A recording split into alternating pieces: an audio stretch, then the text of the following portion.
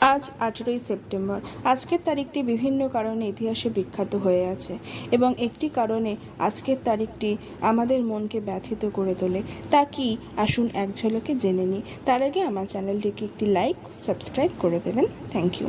1916 সালে সন্ত্রাসী গোষ্ঠীর দ্বারা ভারতের জম্মু ও কাশ্মীরে উরি হামলার ফলে 19 জন ভারতীয় সৈন্য আজকের দিনে প্রাণ হারিয়েছিলেন। শাবানা আজমি 1950 সালে জন্মগ্রহণ করেন। তিনি ছিলেন হিন্দি সিনেমার একজন অন্যতম নায়িকা। তিনি ভারতীয় কবি জাভেদ আখতারের পত্নী। অশ্বিনী পোনপ্পা 1989 সালে ব্যাঙ্গালোরের কর্ণাটকে জন্মগ্রহণ করেন। তিনি একজন ব্যাডমিন্টন খেলোয়াড়। কাকা হাতরাশি 1906 সালের এই দিনে তার জন্ম হয় এবং 1995 সালের ঠিক এই একই দিনে তিনি মারা যান।